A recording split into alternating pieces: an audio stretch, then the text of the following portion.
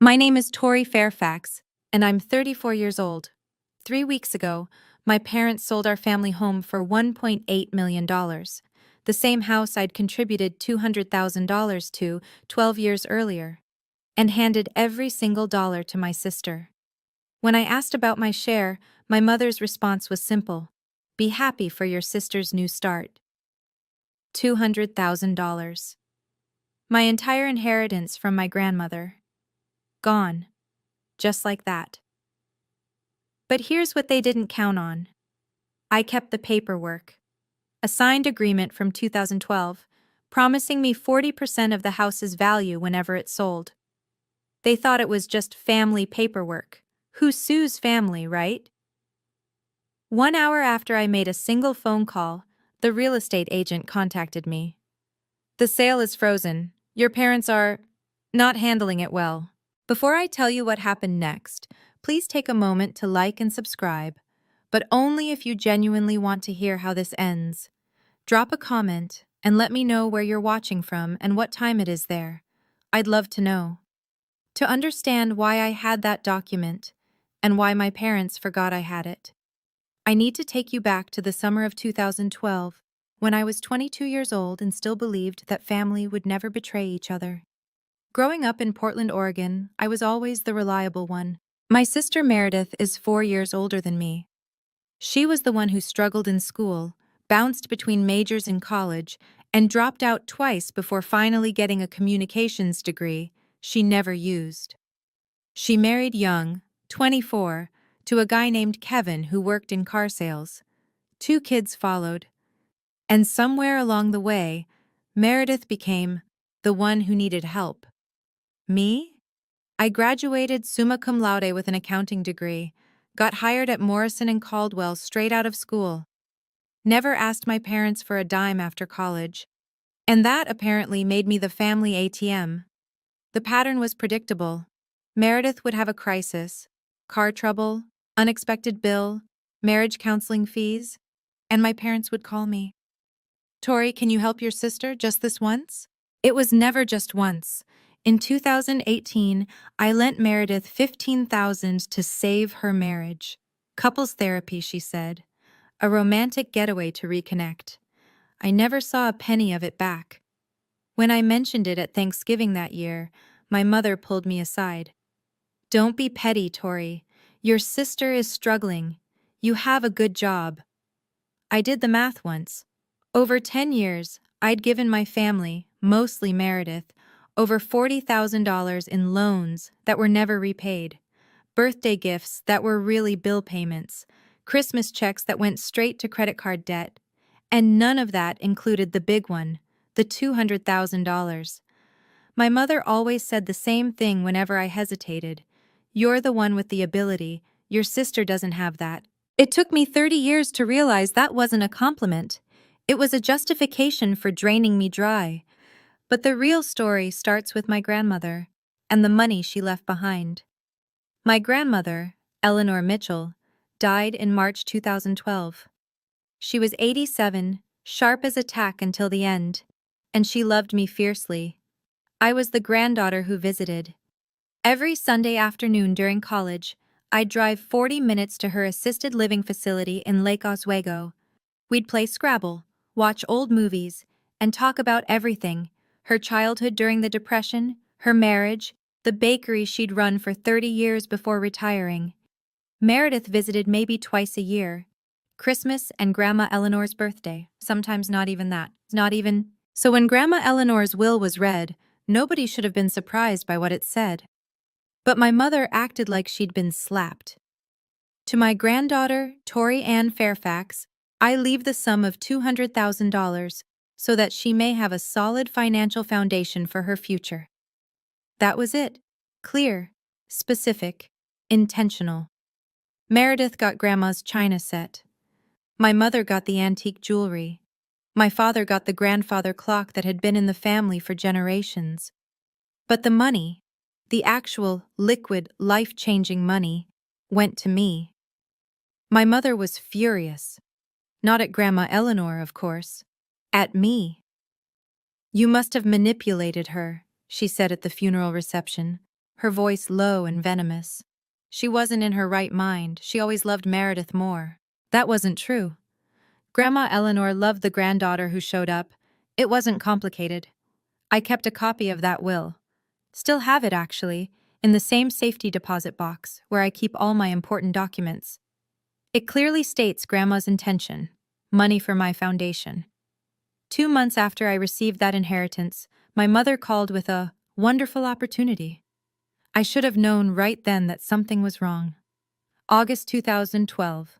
I was 22, fresh out of college, and sitting in my parents' living room while my mother explained how I could invest in the family's future. The pitch was simple. The family home, which my parents had bought in 1995, still had about $120,000 left on the mortgage. The house was worth around $500,000 at the time. If I contributed $200,000 toward paying off the mortgage and making some renovations, I would own 40% of the home's value when it eventually sold. Think of it as an investment, my father said. Real estate always appreciates. You'll make money. And you'll be helping your family, my mother added. It's what Grandma Eleanor would have wanted. I hesitated. $200,000 was everything I had, my entire safety net. My mother's eyes hardened. Don't you trust us, Tori? We're your parents. I called my best friend Claire that night. We'd been close since freshman year at Portland State, and she was the only person outside my family who knew about the inheritance. At least get something in writing, Claire said. Anything. A napkin, something. So I asked. And my parents laughed. Fine, my mother said, rolling her eyes. If you want to be professional about it. My father typed up a simple agreement on his home computer. 1 page. It stated that I, Tori Fairfax, was contributing $200,000 to the family home, representing 40% of its value, to be repaid upon sale or transfer of the property. Both my parents signed it. Dated August 15, 2012. I kept the original in my safety deposit box at Wells Fargo. It cost me $75 a year for that box. Best $75 I ever spent. 12 years later, that piece of paper would change everything. The years passed the way they do when you're busy building a life you think is stable. I worked my way up at Morrison and Caldwell, junior accountant to staff accountant to senior financial analyst. I got my CPA license, moved into a decent apartment in the Pearl District, started a retirement fund, did everything right. Meredith's life took a different path. She and Kevin had 2 kids, Emma in 2016, Jacob in 2019. She never went back to work. The kids need me at home, she'd say. Kevin's car sales income covered the basics, barely, and through it all, my parents kept calling. The roof needed repairs. Could I chip in $8,000? The HVAC system was dying, another $12,000. Property taxes were tight one year. $5,000 would really help. Consider it additional investment in your share, my mother would say. I kept rough track. Over 12 years, I put another $35,000 or so into that house. No documentation this time, just bank transfers with memo lines like roof repair and family help. I was 34 years old, owned nothing but my car and my retirement accounts, and had given my family nearly $250,000.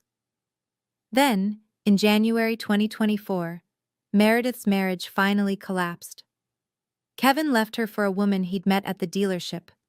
He kept the house. They'd bought it under his name alone. Meredith walked away with her clothes, the kids, and nothing else. She moved back in with my parents. And suddenly, all the family conversations centered on one thing. How do we help Meredith start over?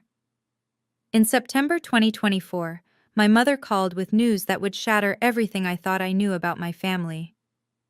We're selling the house, she announced, and we've found a buyer.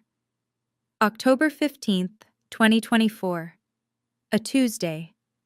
I remember because I was at my desk reviewing quarterly statements when my mother's name flashed on my phone screen. Wonderful news, she said, her voice practically singing. We sold the house. $1.8 million. Can you believe it? The Portland market is insane right now. I did the math instantly. Accounting reflex. 40% of $1.8 million was $720,000. My original investment plus 12 years of appreciation. Finally. That's great, Mom. So when do we... We've decided to give it all to Meredith. I stopped breathing. She needs it more than anyone, my mother continued, oblivious. Poor thing lost everything in the divorce. She needs a down payment for a new house, money to get back on her feet. This will give her a fresh start. Mom, my voice was barely a whisper. What about my share? The $200,000 I put in? Silence. Then, in a tone I'd never heard before, cold, dismissive, final. That was your contribution to the family, Tori. Your investment in us. You've done well for yourself. You have a career, an apartment. Meredith has nothing. But we had an agreement. Dad typed it up. You both signed. That was just family paperwork. She actually laughed. Nobody's going to hold you to that. We're family, not business partners. I gripped my phone so hard my hand ached. Be happy for your sister, my mother said. She's getting a second chance at life. That's what matters. She hung up before I could respond. I sat at my desk for 10 minutes without moving. My computer screen went to sleep. The office buzzed around me. And something inside me, something that had bent and flexed and accommodated for 34 years, finally snapped. I didn't sleep that night. I lay in bed replaying every moment. Every loan that was never repaid. Every holiday where Meredith's struggles took center stage. Every time I'd swallowed my needs because Tori can handle it. At 6 a.m., I gave up on sleep and called Claire. What time is it? She groaned. 6. I need to talk. 20 minutes later, she was fully awake and fully furious on my behalf. Tori, please tell me you kept that agreement. I had. Of course I had. I was an accountant. I kept everything. Then you need a lawyer, Claire said. Today, not tomorrow. Today. When's the closing? I checked the email my mother had forwarded weeks ago, back when she was still pretending I'd be included in the celebration. The closing was scheduled for October 20th, 5 days away. I don't know if I can do this, I whispered. They're my family. Tori, Claire's voice was firm. What family takes $200,000 from their daughter and then acts like it never happened? What family looks at your grandmother's inheritance, money she specifically left for you, and decides someone else deserves it more? I didn't have an answer. If a stranger did this to you, Claire continued, you'd call the police. Why should your family get a pass? She was right. I knew she was right. I'd known it for years, probably. I just hadn't wanted to face it. What if I lose them? I asked. What if this destroys everything? What do you have right now? Claire shot back. A family that treats you like an ATM isn't a family. It's a bank with guilt trips. That afternoon, I made an appointment with a real estate attorney named Nathan Webb. For the first time in my life, I chose myself.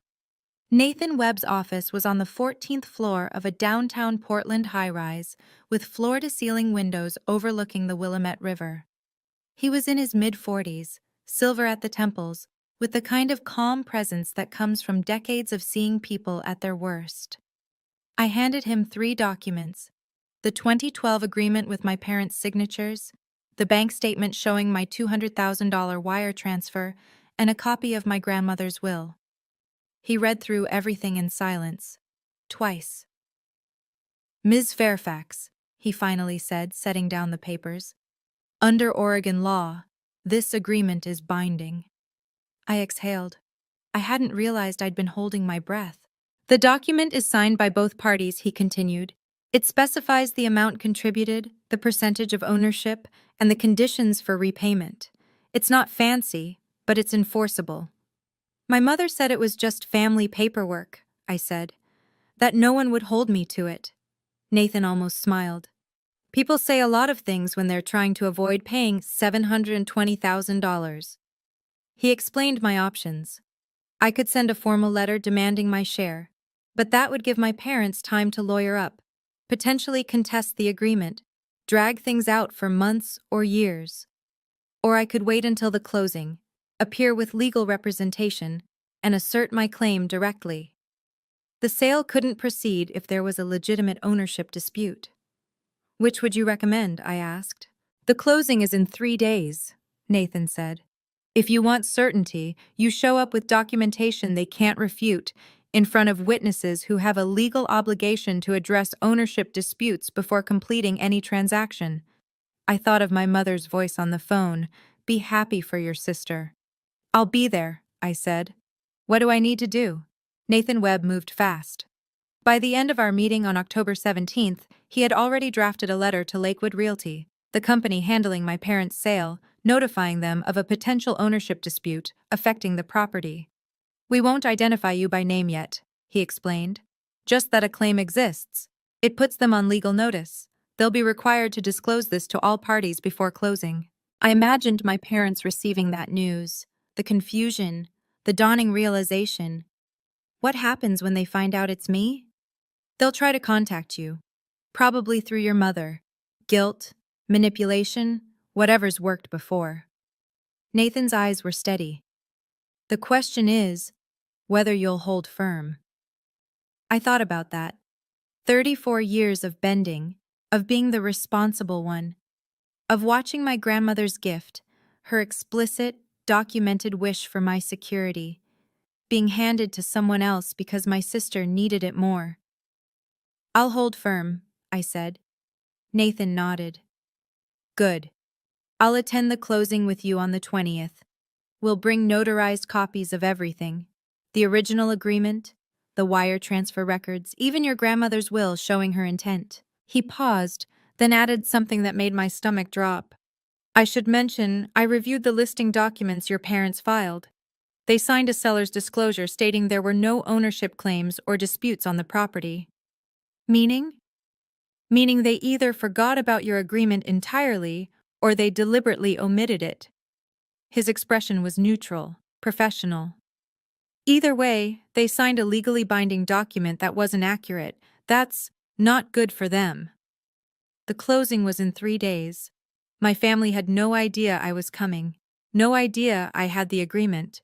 No idea their $1.8 million sale was about to come to a grinding halt. And honestly, I was terrified. October 17th, 5:47 p.m. My phone rang. Mom. I almost didn't answer, but I needed to know what they knew. Tori! Her voice was bright, artificially so. I'm so glad I caught you. We're having a little celebration after the closing, a housewarming party for Meredith at her new place. Well, once she finds one. You'll come, won't you? A party. They were planning a party. When is it? I asked, keeping my voice neutral. The 21st, right after all the paperwork's done. The whole family will be there. Aunt Linda, Uncle Robert, everyone. We're so excited for Meredith's fresh start. I closed my eyes. I'll try to make it. Wonderful. Oh, and Meredith wants to thank you personally. She knows you've always been there for her.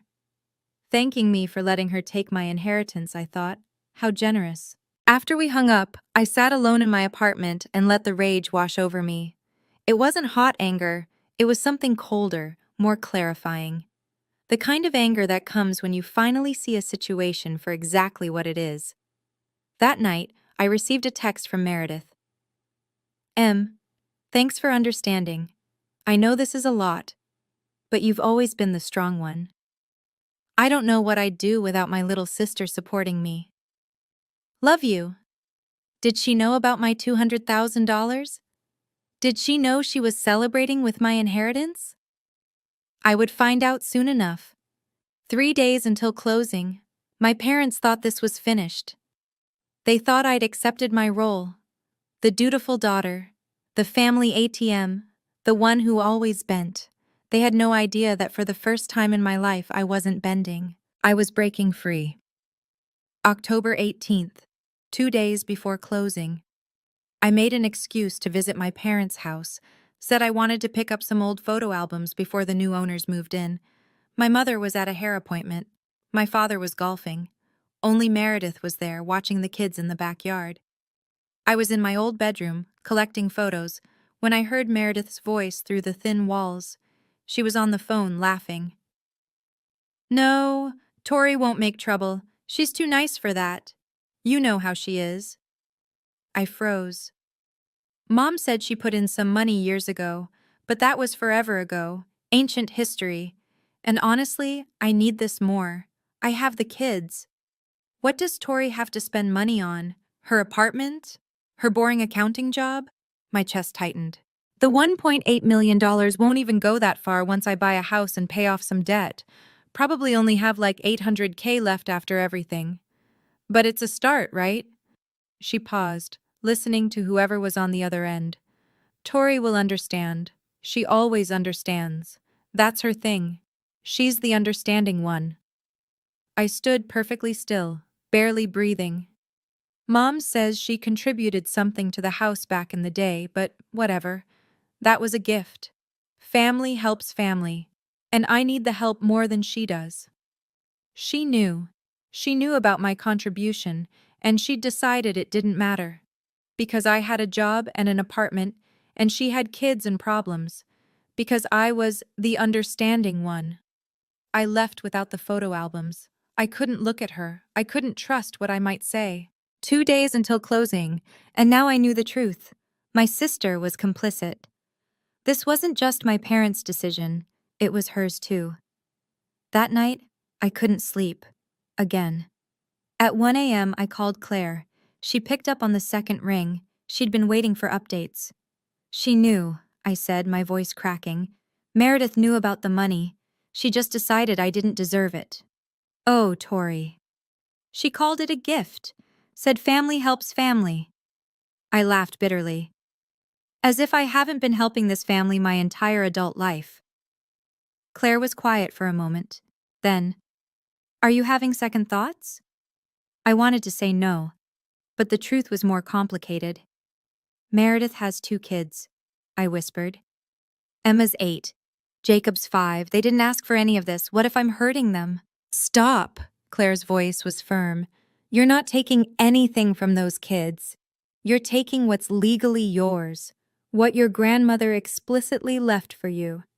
If Meredith can't afford to raise her kids without your stolen inheritance, that's her problem to solve, not yours. But everyone will hate me. My parents, Meredith, the aunts and uncles. I'll be the villain. Then let them hate you with their wrong opinions while you have your $720,000 and your self-respect, Claire sighed. Tori, you've spent your whole life being the good daughter. Where has it gotten you? I didn't answer because we both knew. If you don't stand up for yourself now, Claire continued, who will? Your mom? She's the one stealing from you. Your dad? He just does whatever she says. Meredith? She's literally celebrating with your money. She was right. I knew she was right. I hung up and lay in the dark, staring at the ceiling. October 20th, 10 a.m., Lakewood Realty's downtown office. I would be there, with my lawyer, and the document they'd forgotten I had. Okay, I need to pause here for a second and ask you something directly. If you were me, standing at this crossroads, knowing your family would probably never forgive you, what would you do? Would you fight for what's yours, even if it meant losing them? Or would you let it go, to keep the peace? Comment your answer. A, if you'd fight. B, if you'd let it go. And if you're invested in how this ends, hit subscribe, because the closing is coming. Now, back to the story. October 19th, 1 day before closing. I met Nathan Webb at his office for a final strategy session. The conference table was covered with documents, my original agreement, notarized copies, bank statements, even a timeline I'd written out showing every additional contribution I'd made over 12 years. Here's how tomorrow will go, Nathan said, sliding a legal pad toward me. The closing is scheduled for 10 a.m. at Lakewood Realty's office downtown. Your parents, your sister, the buyers, their lawyer, an escrow officer from the title company, Everyone will be in the room. And they don't know I'm coming? The real estate company knows there's an ownership dispute. They're legally required to inform all parties before closing, but I asked them not to reveal who filed the claim. Yet. I tried to imagine my mother's face when she found out. What happens when we walk in? I'll introduce myself as your legal representative. We'll present the 2012 agreement and supporting documentation. At that point, the escrow officer cannot proceed with the transaction until the dispute is resolved. And then? Nathan's expression was unreadable. Then your parents will have a choice. Acknowledge your claim and adjust the distribution accordingly, or face a potential lawsuit, which they will lose, and which will cost them significantly more in the long run. I nodded slowly. They'll try to manipulate me, in front of everyone. Probably. That's why I'll do most of the talking. Your job is to stay calm, say as little as possible, and let the documents speak for themselves. That night, I laid out my clothes. A professional navy blazer, white blouse, black slacks. I would walk into that room looking exactly like what I was, a financial professional who knew her rights. Tomorrow would change everything. October 20th, 2024. 9:45 a.m. Lakewood Realty occupied the ground floor of a renovated building in downtown Portland. Floor-to-ceiling windows, exposed brick. The kind of space that screamed, successful transactions happen here. I arrived 15 minutes early with Nathan. The receptionist led us to a glass-walled conference room where we could watch the other parties arrive. My parents came first. My mother wore a cream-colored blouse and pearls, her important meeting outfit. My father looked uncomfortable in a sport coat, constantly tugging at the collar. They didn't notice me in the conference room. They were too busy laughing with Jennifer Walsh, the real estate agent. Meredith arrived next, looking more put together than I'd seen her in months. Full makeup, hair done, wearing a wrap dress and heels. She was already talking about paint colors for her new kitchen. Then the buyers, David and Linda Morrison, a couple in their 60s looking to downsize. Their lawyer, a gray-haired woman with a leather briefcase. Finally, the escrow officer from the title company, a young man clutching a folder thick with documents. Everyone took their seats. Meredith sat between our parents, practically glowing. She glanced around the room and finally noticed me. Tori! She looked confused. What are you doing here? My mother's head snapped toward me. For a moment, something flickered in her eyes. Uncertainty? Fear? I came to support the family, I said evenly. This is my attorney, Nathan Webb. Nathan nodded politely but said nothing.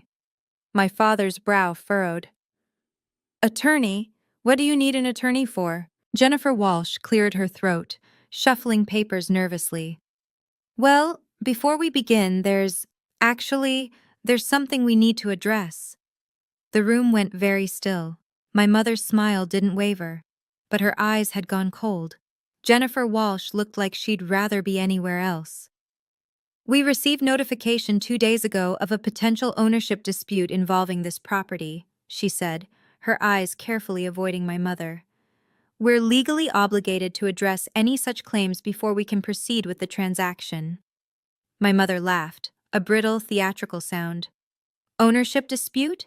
That's absurd. This house belongs to Richard and me. It's been in our names for 30 years. Mom, my voice was steady. You know exactly what this is about. David Morrison, the buyer, shifted uncomfortably. What kind of dispute are we talking about here? Jennifer opened her mouth, but Nathan spoke first. I'd like to clarify the situation. He stood, commanding the room's attention. My client, Tori Fairfax, contributed $200,000 to this property in August 2012. In exchange, she was promised 40% of the home's value upon any future sale. That's ridiculous, my mother snapped. There is. Nathan placed a document on the table. A written agreement, signed by both Richard and Diane Fairfax on August 15, 2012. I have the original and notarized copies for everyone present. He slid copies down the table. I watched my father pick one up, his face draining of color. He remembered. Of course he remembered. He'd typed it himself. My mother's copy sat untouched in front of her. Along with the agreement, Nathan continued, we have bank records confirming a $200,000 wire transfer from Ms. Fairfax's personal account to Mr. and Mrs. Fairfax on August 18, 2012. The timing and amount match the agreement exactly. Linda Morrison turned to her husband. David, I don't think we should. No one's signing anything until this is resolved, Jennifer said quickly. We can't close with an unresolved ownership claim. My mother finally looked at me. The coldness in her eyes had turned to something darker. The silence stretched like a rubber band about to snap. Nathan remained standing, his voice calm and professional. The agreement is clear. Ms. Fairfax is entitled to 40% of the sale price. That's $720,000. Meredith's mouth fell open. $720,000?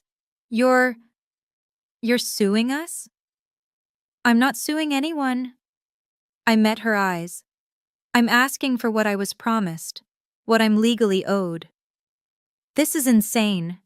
My mother's composure cracked. That was family money. You were helping with the mortgage. I was making an investment, I corrected, and I have the document proving it, with your signature, and Dad's. My father hadn't said a word. He was staring at the agreement, his face ashen. Diane, I remember this. I typed it myself. Richard, don't. She was right to ask for it in writing, he continued almost to himself. I thought it was silly at the time, but she was right. Jennifer Walsh spoke up, her tone carefully neutral. Mr. and Mrs. Fairfax, this is the first time I've seen this document. It wasn't disclosed in your seller's paperwork. Because it doesn't matter, my mother's voice rose.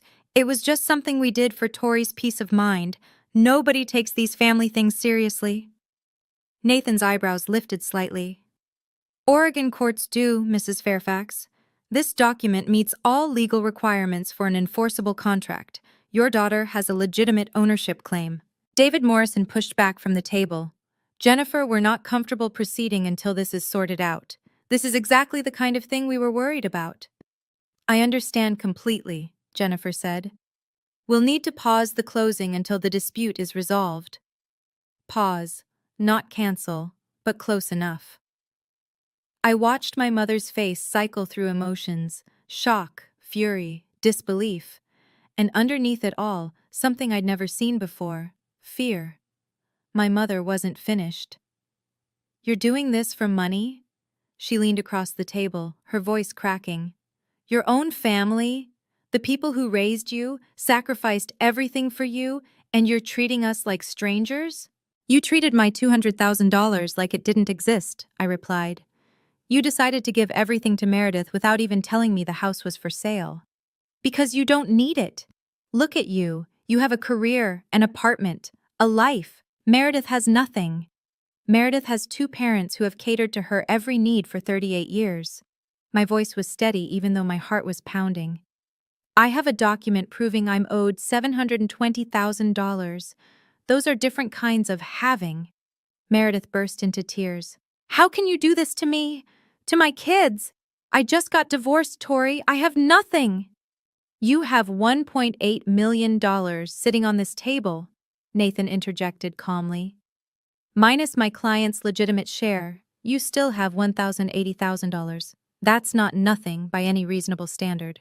My mother whirled on Nathan. This is none of your business. This is a family matter. It became my business when your daughter retained me to protect her legal interests. Nathan's tone never wavered. Interests you've clearly attempted to circumvent. David Morrison stood up. We're not signing today. Jennifer, call us when this is resolved. He and his wife left without another word. Their lawyer followed, pausing at the door. You should have disclosed this, Mr. and Mrs. Fairfax. You may have exposure beyond just this sale. My mother turned to me, her eyes wet with tears that might have been real or might have been performance. You've ruined everything. I hope you're happy. I'm not happy, I said quietly, but I'm also not being robbed anymore. The conference room was emptying. The buyers were gone. The escrow officer was packing up his untouched documents. But my family remained, circling me like I'd committed a crime. Meredith grabbed my arm. Do you know what you've done? My kids need this money. Your niece and nephew. Don't you care about them at all? I pulled my arm free. Emma and Jacob deserve a stable future, but it shouldn't be built on money stolen from their aunt. Stolen? Meredith's voice went shrill. Mom said you offered to help with the house. She said you wanted to contribute. I contributed $200,000 with the promise of getting 40% back when you sold. That's not charity, Meredith. That's an investment. And I have the paperwork to prove it. You were 22. You probably misunderstood. I was a college graduate with an accounting degree. I understood exactly what I was signing, and so did Mom and Dad. My father finally spoke. Tori, please, can't we work something out? Privately? Without lawyers and strangers involved? I looked at him. This man who'd spent my entire life deferring to my mother, who'd signed the agreement and then pretended it didn't exist. You had 12 years to work something out, I said. You had 12 years to tell me you were planning to sell. 12 years to say, Tori, let's talk about your share. You didn't. You tried to give my money to Meredith and hope I was too good to make trouble. I gathered my purse and stood. I'm willing to negotiate, I said. I want my $720,000 and then I'm out of this. But I will not be guilted into giving up what's mine. Not anymore. Nathan handed my mother his card on the way out. She didn't take it. It fluttered to the table like a white flag she refused to accept. 1 hour after I left the closing, my phone rang. The caller ID showed Lakewood Realty. Ms. Fairfax? This is Jennifer Walsh. Yes. I wanted to update you on the situation. She sounded exhausted. The sale is officially frozen until the ownership dispute is resolved. The buyers are understandably hesitant to proceed. I understand. Your parents are not handling it well. Your mother is insisting this is all a misunderstanding. Your father is asking if there's any way to expedite a resolution. There is, I said. They can acknowledge my 40% claim and adjust the payout accordingly. Jennifer paused. I've been doing this job for 15 years, Ms. Fairfax. I've seen a lot of family conflicts over real estate, but I have to say, I've never seen anyone forget to disclose a $200,000 contribution from a family member.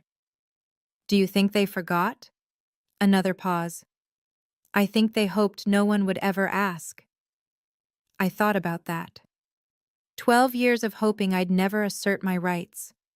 12 years of betting on my silence, my compliance, my pathological need to keep the peace. Ms. Walsh, can I ask you something? Of course. In your professional opinion, not legally, just personally, would you have signed that seller's disclosure stating there were no ownership claims? She was quiet for a long moment. No, she finally said. I would not have, because that's not just an oversight, Ms. Fairfax. That's a choice.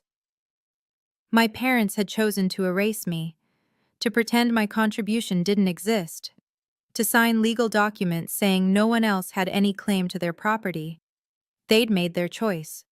Now I was making mine. I'll have my attorney contact you tomorrow to discuss next steps, I said. Thank you for calling. The guilt offensive started that evening. My mother called at 6:47 p.m. Her voice had transformed from the cold fury of the conference room to something softer, wounded, maternal, heartbroken. Tori, she sighed my name. I can't believe it's come to this. Neither can I. I raised you better than this. I taught you that family comes first, that we support each other. Her voice cracked artfully. And now you're treating us like criminals. I'm treating you like people who signed a contract and then pretended it didn't exist. That contract was a formality. We never meant... Then why did you sign it? Silence. You had a choice, Mom. When you decided to sell, you could have called me. You could have said, "Tori, remember that agreement? Let's talk about how to honor it." Instead, you tried to give everything to Meredith and hope I wouldn't notice. Your sister needs it more. That's not for you to decide. Not with my money. Her tone shifted again, harder now, threatening. If you go through with this, I'll tell everyone. The whole family will know what kind of daughter you really are. A greedy, selfish... Tell them. I cut her off. And I'll show them the document, with your signature, dated 2012. I'll explain that you took $200,000 from your own daughter and then tried to give it to your other daughter because she needed it more. For the first time in my life, my mother had no response.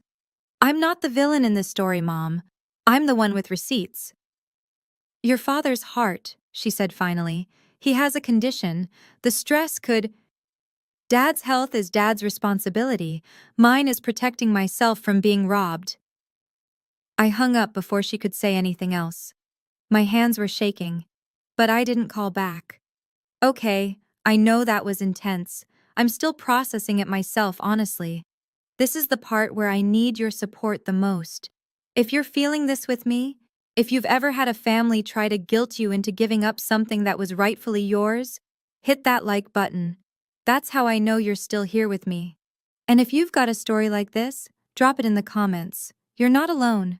Now, back to what happened next. I didn't expect Meredith to call that night. It was almost 10 p.m. when her name appeared on my screen. I hesitated, then answered. Tori? Her voice was different, tired, drained of the theatrical tears from earlier. Can we talk? Just us? We're talking. Mom's losing it. She's been on the phone with Aunt Linda for an hour, spinning some story about how you ambushed us. Meredith laughed bitterly. I don't think Linda's buying it.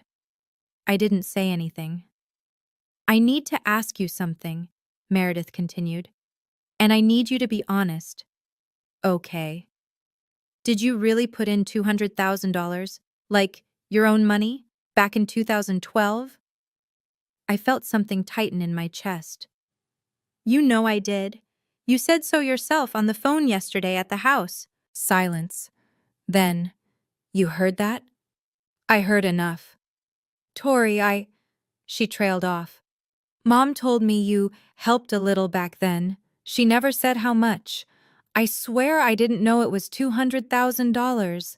Not until today.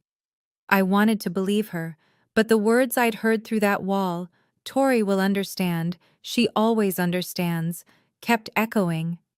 You knew there was something, I said. You just didn't ask how much because you didn't want to know. The silence stretched between us. Maybe you're right, Meredith finally admitted. Maybe I didn't want to know. Because if I knew, I'd have to think about it. And it was easier not to.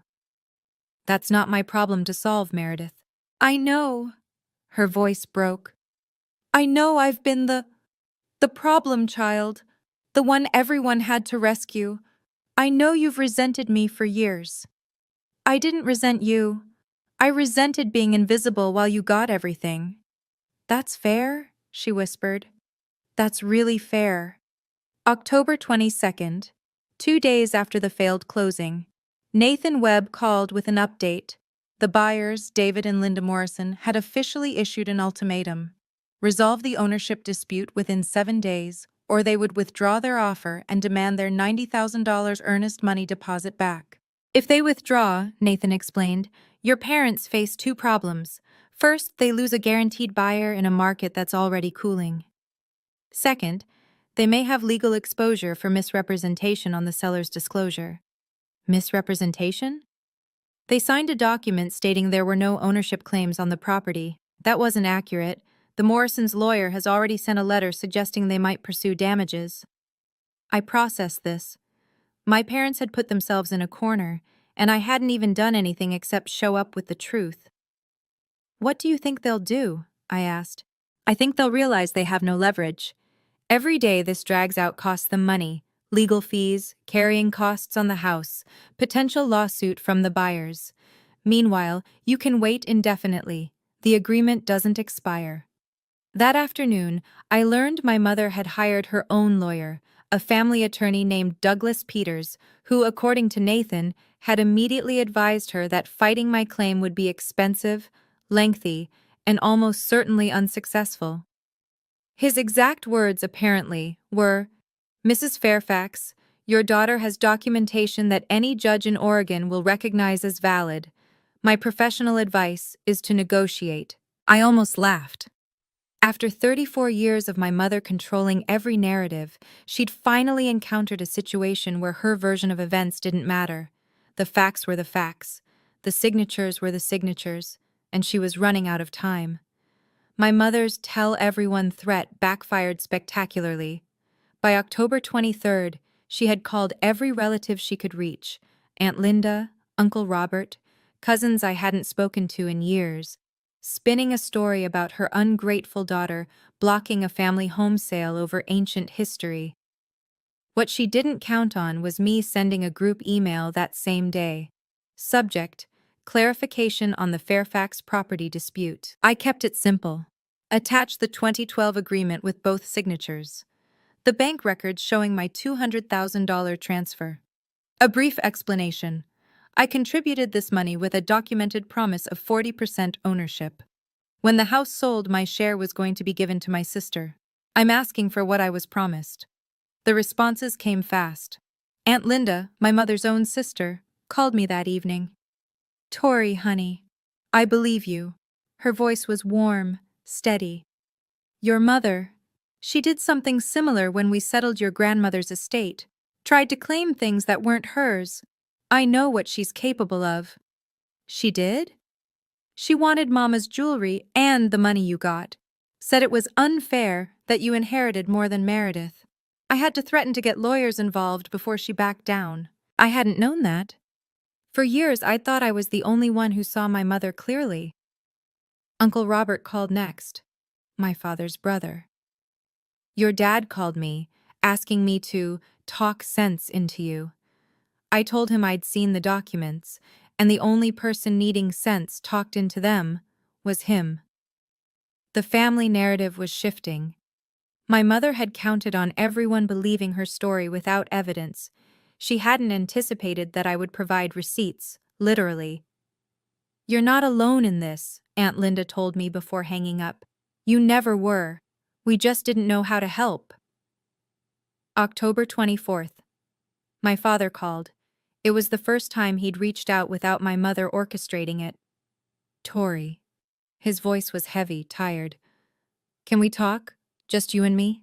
I was driving home from work, the Portland evening traffic crawling around me. I pulled into a parking lot and turned off the engine.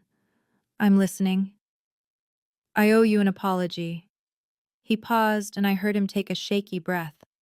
"I owe you a lot of apologies, but this one especially." I waited. "I signed that paper in 2012. I typed it up myself. I remember doing it." His voice cracked. "And then I let your mother convince me it didn't matter. That you wouldn't. That you'd just go along with things." "Why, Dad?" The question I'd held for months finally escaped. "Why did you let her do this?" "Because I'm a coward, Tori." The admission hung between us. "Your mother is... she's a lot. She has strong opinions. And somewhere along the way, I learned it was easier to agree with her than to fight, even when she was wrong, even when I knew she was wrong." "That's not a coward, Dad. That's a collaborator." He made a sound that might have been a sob. "You're right. You're absolutely right. I've spent 35 years of marriage taking the easy path, and my daughters paid the price." "What are you saying?" "I'm saying I'll make sure you get your money. I don't know how yet. Your mother is still fighting. But I won't let this end with you getting nothing. Not again." "I need more than promises, Dad." "I know." His voice steadied. "For once in my life, I'm going to do the right thing, even if it costs me." I wanted to believe him. I just didn't know if I could. October 26th. Nathan's office.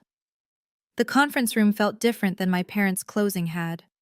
Smaller, more intimate, and somehow more final. My parents sat across from me with their attorney, Douglas Peters. Meredith wasn't there. I'd asked that she be excluded. This was between me and the people who'd signed that document. Douglas spoke first. My clients have authorized me to propose a settlement.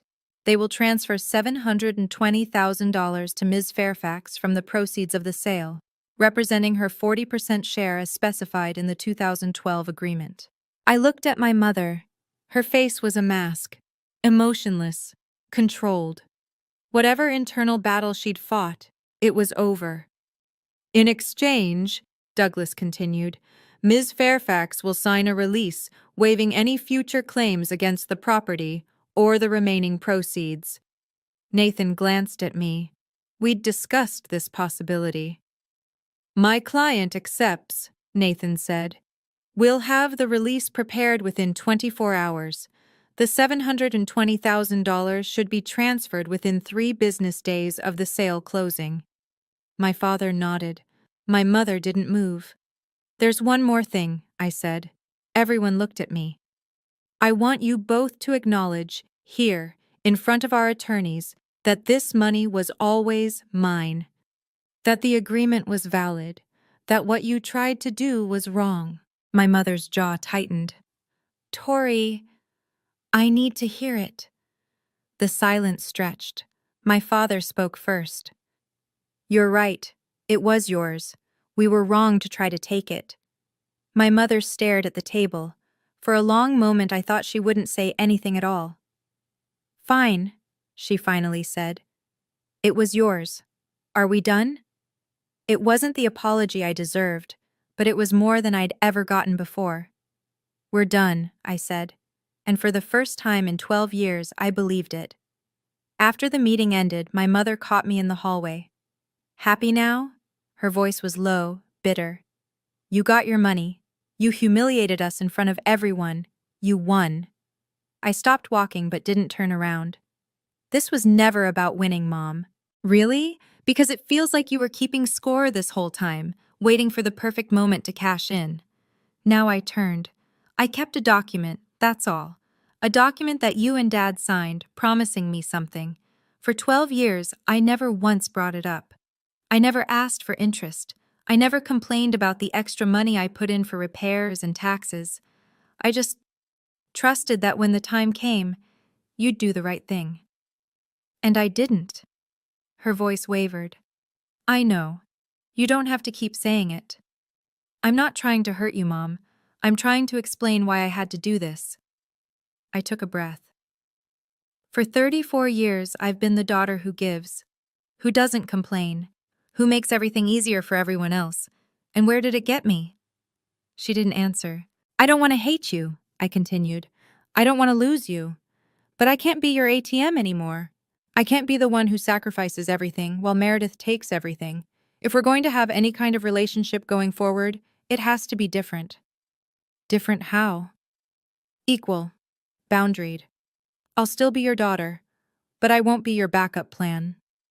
My mother's eyes were wet. Real tears this time, I thought. I don't know how to do that, she whispered. I don't know how to be what you're asking. Then maybe it's time to learn, I said. I did. I walked away before she could respond. October 28th. The closing finally happened. I wasn't there. I didn't need to be.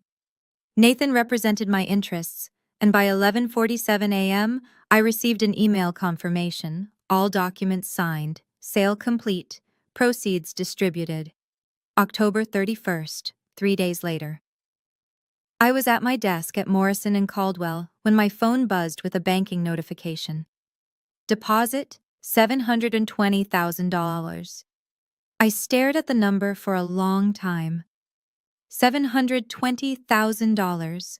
My grandmother's gift, finally honored. My investment, finally returned.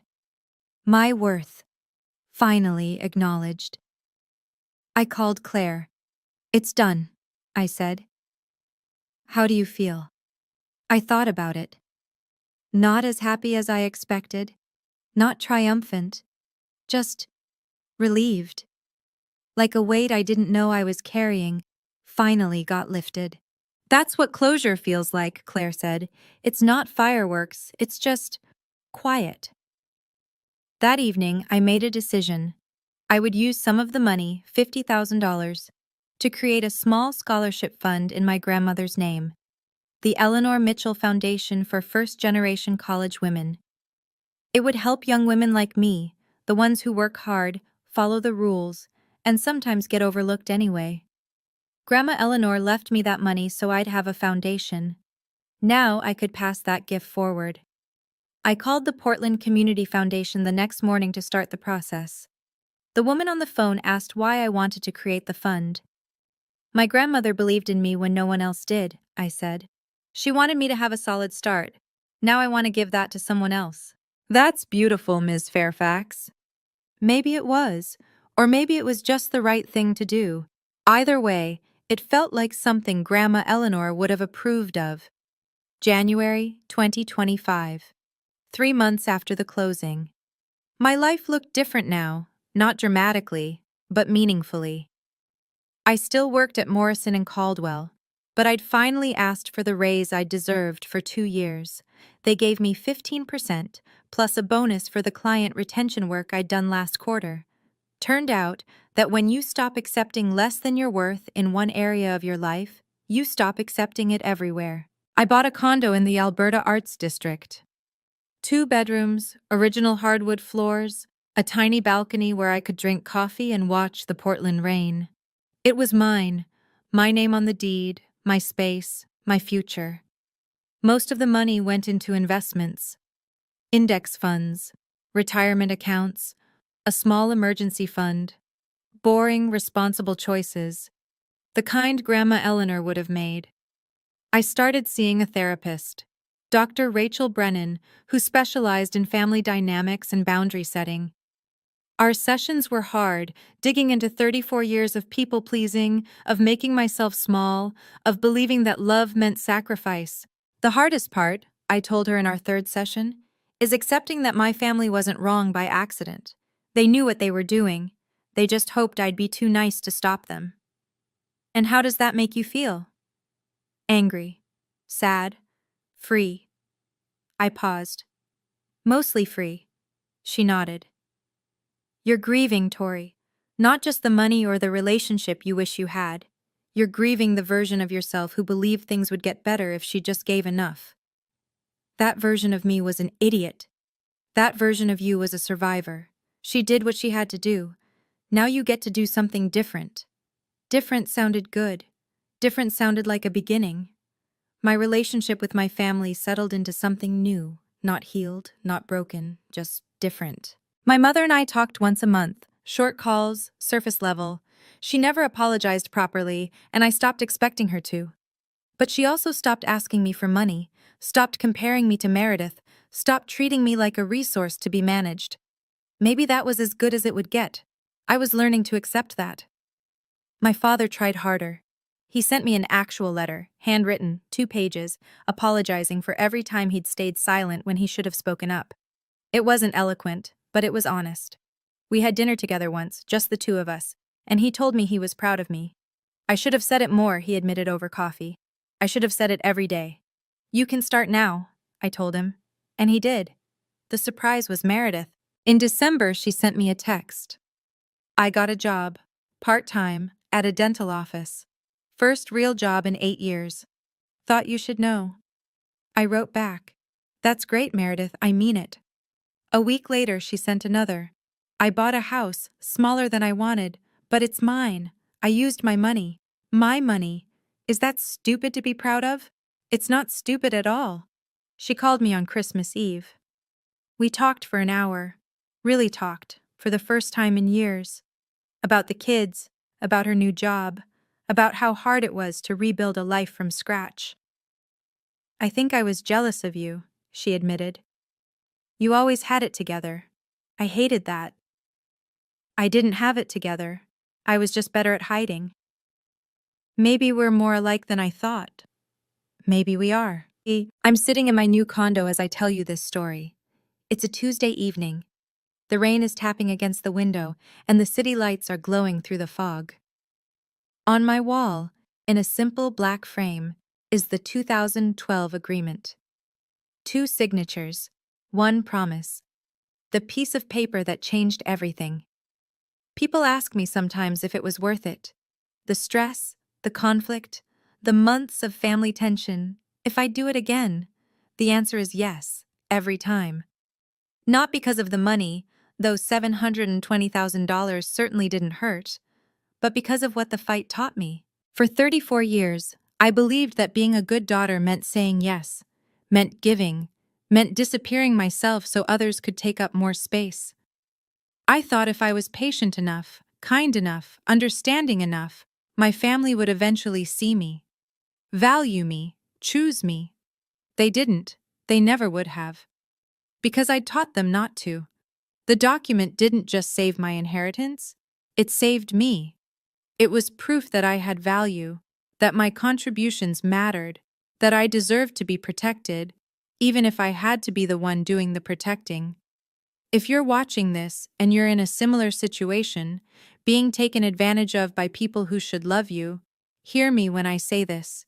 Keep records, keep receipts, keep evidence of every agreement, every promise, every contribution.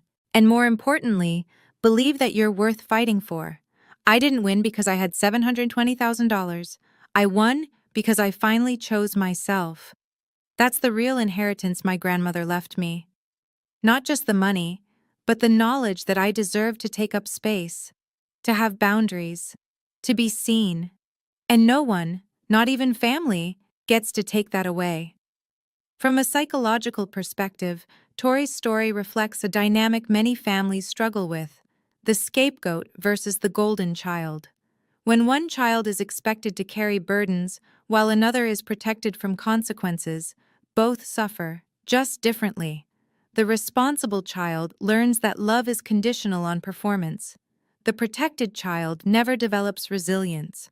3 lessons to take from this. Take. First, loving someone doesn't mean letting them exploit you. Boundaries aren't walls, they're doors you control. Second, documentation isn't distrust, it's clarity. Even with family, especially with family, put important agreements in writing. Third, sometimes saying no is the most loving thing you can do. It forces people to grow in ways enabling never will. If any of this resonated with you, know that you're not alone, and your rights, financial, emotional, personal, are worth protecting. You deserve to take up space. Thank you for staying with me until the end of this story. If it meant something to you, if you've been the Tory in your family, hit that like button and subscribe. That's how I know these stories matter. There are more stories like this in the playlist below, in the description. People who stood up, drew lines, and found their way back to themselves. Until next time, take care of yourself, because you deserve it.